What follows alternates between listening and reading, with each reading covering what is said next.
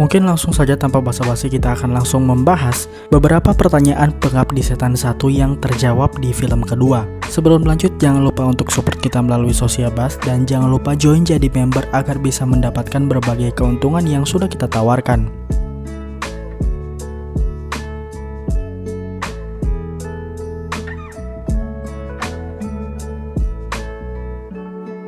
Pertama yaitu yang dibicarakan bapak kepada ibu. Memang tidak terjawabkan secara pasti, tapi kini akhirnya kita tahu kalau memang bapak yang merencanakan untuk ibu bergabung kepada sekte Pengabdi Setan. Sedikit percakapan antara bapak dan ibu di adegan tersebut sempat terdengar, walaupun akhirnya sisanya tidak terdengar sama sekali dan kita hanya mendapatkan petunjuk tentang apa yang ditanyakan oleh Rini kepada bapak di akhir film Pengabdi Setan pertama. Intinya bapak mengatakan jaga anak baik-baik kepada ibu. Hal ini mungkin menyeratkan sesuatu, yaitu bahwa bapak ini sudah tahu kalau anak-anaknya akan diincar dan nantinya akan mati. Atau mungkin yang dimaksud bapak hanyalah Ian, satu-satunya anak yang sudah pasti akan diambil karena dia memang anak setan. Selanjutnya adalah pekerjaan bapak yang memang sudah banyak teori yang berseliweran tentang ini, karena memang di Pengabdi Setan pertama itu dibuat sangat misterius bagaimana bapak bisa pergi tiba-tiba meninggalkan keluarganya padahal istrinya atau ibu baru meninggal.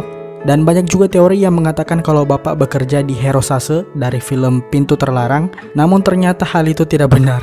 Juga banyak yang mengatakan kalau bapak bekerja sebagai gigolo karena merujuk ke jokes ataupun lelucon yang diutarakan Bondi di awal film, tapi ternyata itu juga tidak benar. Dan ternyata bapak bekerja sebagai Petrus atau penembak misterius karena memang dulunya dia merupakan seorang polisi. Yang anehnya anak-anaknya tidak mengetahui atau mungkin tidak diceritakan. Mereka tidak menyinggung sama sekali tentang profesi bapak sebelumnya, karena bahkan Bondi hanya tahu bapaknya kerja serabutan. Selanjutnya adalah kemana Ian. Di akhir film Pengabdi Setan pertama, Ian dijemput oleh para mayat hidup yang diutus oleh para sekte. Dan akhirnya dijawab di film kedua, kemana Ian selanjutnya. Ternyata selama ini dia menunggu di rumah susun, tepatnya di lantai 15 yang tidak diketahui oleh para warga rusun. Dan ternyata Ian menantikan komuni atau event komunion, di mana mereka semua akan memberikan persembahan kepada iblis yaitu Raminom di tanggal 17 April. Dan bagi yang nonton pasti sudah tahu kalau yang pertama menemukan Ian adalah geng Bondi. Yang melihat pertamanya adalah Bondi kakaknya yang memang sudah tidak percaya kepada Ian. Diperlihatkan pertama kali bahkan Ian ini hanya duduk di kursi seperti layaknya raja atau mungkin bahkan bos dari para setan-setan atau dari para sekte, karena memang dia adalah jelmaan iblis. Jadinya meskipun masih anak kecil, tapi posisi Ian akan lebih tinggi daripada yang lainnya. Selanjutnya adalah apa yang dibicarakan Budiman Shailendra kepada Hendra. Sayangnya hal ini tidak terjawab di film kedua, namun mungkin kita hanya bisa menerka-nerka kalau pesan yang disampaikan Budiman kepada Hendra sama dengan pesan yang sudah tersampaikan melalui kertas yang diterima oleh Rini. Jadinya mungkin itu tidak jadi masalah, tapi mungkin saja juga Budiman mengatakan kepada Hendra tentang pertemuan pertamanya terhadap kasus pocong yang ada di Bosho, terhadap kasus para sekte yang ada di Bosya, dan asal-usul kenapa dia bisa membuat majalah maya. Selanjutnya adalah pertanyaan yang mungkin tidak banyak ditanyakan tapi akhirnya terjawab di sini, yaitu alasan kenapa ibu yaitu Mawarni Suwono berpenampilan sedemikian rupa. Tapi ternyata itu semua memang adalah perintah sekte, di mana dia sengaja dibuat menyerupai iblis yang mereka sembah atau setan yang mereka sembah yaitu Raminom. Dan seperti kata mereka, ibu hanyalah kamuflase untuk nantinya Raminom masuk untuk mengambil para anak-anak bapak dan ibu sebagai hasil atau kesepakatan dari perjanjian bapak dan ibu dengan para sekte. Kemudian di awal film Pengabdi Setan kedua kita ditunjukkan bagaimana asal-usul majalah maya Budiman.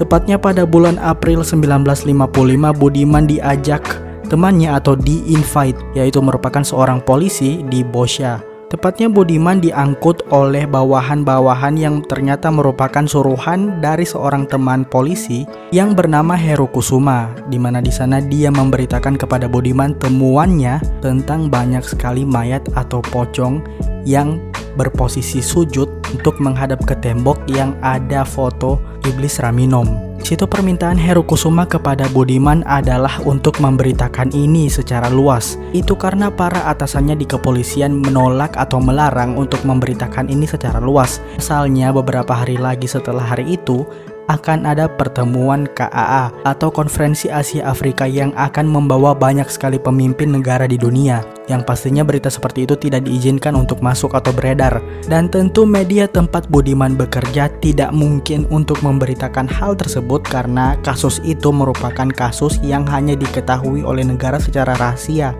Jadinya Budiman kemudian disuruh untuk membuat majalah atau media sendiri, yang nantinya itu merupakan asal-usul dari majalah Maya.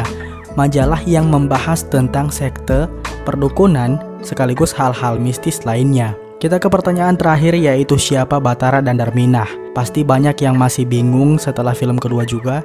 Namun di akhir film pertama banyak sekali yang bingung siapa sebenarnya dua orang laki-laki dan perempuan ini yang datang tiba-tiba dan menyebut mereka adalah anggota sekte. Nama mereka merupakan Bathara dan Darminah. Untuk sekedar info, Darminah merupakan tokoh antagonis di film Pengabdi Setan tahun 1982, di mana dia di sana merupakan penyihir yang datang untuk meneror keluarga tokoh utama kita.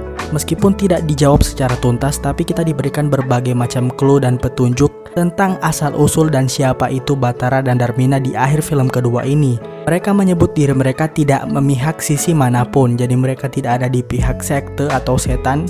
Mereka juga tidak ada di pihak Rini dan kawan-kawan. Bathara juga mengatakan kalau mereka sengaja untuk bermain dua kaki.